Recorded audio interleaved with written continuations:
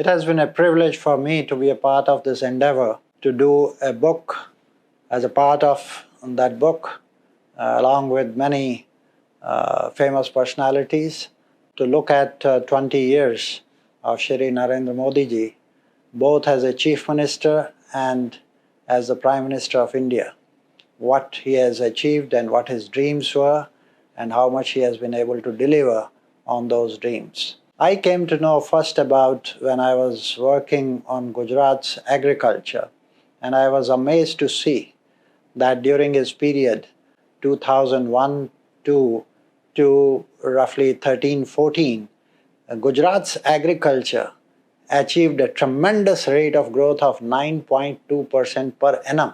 This is unheard of in the Indian history of agriculture in any state. This was almost as if the overall GDP growth was 9.8% and agriculture GDP growth was 9.2%. This is remarkable. It was an agrarian miracle that was happening. So I was stunned. And when I went there, I met him, that how he could do this. It is a vision and an ambition and a strategy that needs to be put in place. And what I came to know was the first thing that he always cared about in agriculture was how to ensure water. Without water, you cannot have prosperity in agriculture. And he put not only the Narmada waters, but when he started off with the check dams, 150,000 check dams, Khet Talavadi, and more crop per drop of water, the drip irrigation. So he was bent upon that every drop of water must give the maximum that he can get out of this. And he chalked out a strategy. And accordingly, he did the reforms in the power sector also for agriculture, gave them power for fixed hours at a given point of time so that people can have good irrigation. Technology, BT cotton was introduced in Gujarat in 2002. And as a result, the Saurashtra region flourished on that account. So a state that can double the farmer's income in about 8 years or so, 8-9 years, this is remarkable. And those dreams actually became the Gujarat model through which actually he came to Delhi as the Prime Minister of the country, and carrying similar dreams when he announced that he would like to double farmers' incomes at an all-India level. Unfortunately, it was hit, the country was hit by back-to-back droughts in 2014-15 and 15-16. And agriculture actually is a state subject. And all the chief ministers in the orchestra have to play their roles if doubling of farm incomes dream has to be achieved. So that dream is still in the pipeline.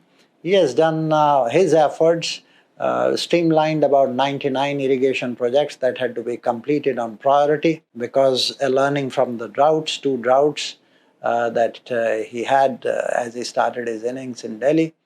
And with those water and then crop insurance so that farmers' risks from nature can be covered.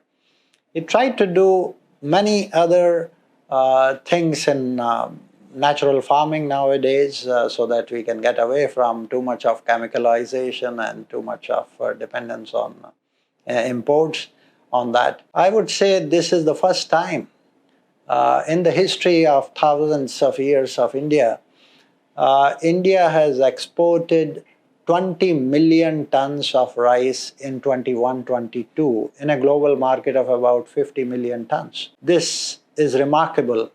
India was in 1965 so dependent on foreign aid of grains, and we were living from ship to mouth.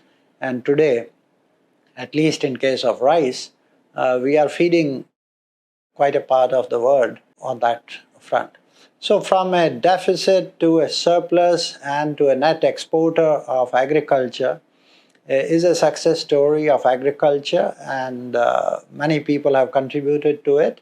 And definitely Prime Minister Narendra Modi, with his zest and with his hard work and always committed to carry out the things in time, I think he has contributed quite a bit, and I feel happy that I'm a part of this book and recording this journey of 20 years as far as agriculture is concerned. Thank you.